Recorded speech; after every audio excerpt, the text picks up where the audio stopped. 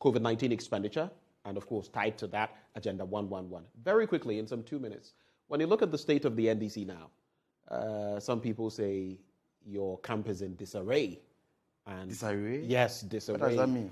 Your leadership, you almost have a duplicate leadership. Do you? I mean, you have Dr. Kasiala Tuforsen and his team, Honorable Boa, among others. You also have Haruna Idrisu and others. There are split, factions here and there. Cletus Avoka came in initially, had to retract, apologize to Dr. Kasiala Tuforsen. There was a so-called petition. I mean, what is your reaction to all of that? And where do you find yourself in terms of what has come to the What fore? is very important is that none of these issues is preventing any of us from doing our work. It hasn't prevented me from embarking on the inspection of the Agenda 111 site. It hasn't prevented Okujato from, unveiling all that he has. Ghanaians say these. It hasn't. These, so you see, this tango is making you look bad.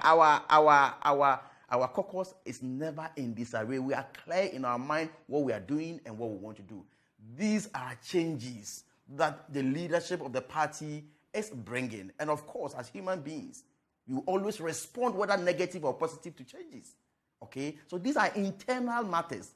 And of course, the members of Council of State have written, they've issued a press statement that we should hasten slowly on these matters. And for me, it is nothing to worry about. I think that will come out stronger. And this issue will be a thing of the past. As for changes, you yourself, even when you are relocating, you have challenges, don't you? So for me, it's a non-issue. The real issue... You are in support of the relocation. Are you in support of the reshuffle? Well, whether I am in support or I am not in support, this is not... All of you seem to be skirting the issue. Are you in support of it or not? But you see, the reality is that, let's face it, I have worked with the Haruna-led group. I've worked with them. I am very conversant with them. I love him. Haruna is a fantastic minority leader. All the leaders, Muntaka is a bold, courageous leader and all that. I've worked with them. And there's nobody in the new announcement that I don't know. Fantastic Atuforsen, Kwame Abuja. He will always be on the first person to come to the floor of the House. These are gentlemen, we have worked with. Sometimes, even in the health sector, when there are issues of funds, the management of funds or financial issues, I run to Atuforsen to explain those things to me to understand before I go to committee meetings. We consult each other. You understand? Look, Kwame Abuja is an architect. When it comes to infrastructure, all these Agenda 111 issues, sometimes I invite him to my office and he responds. So there is no issue. Absolutely no issue.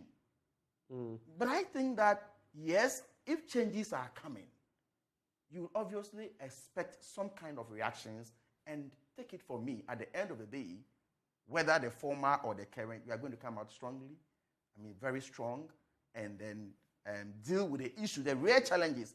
Now our debt is around 575 billion Ghana cedis.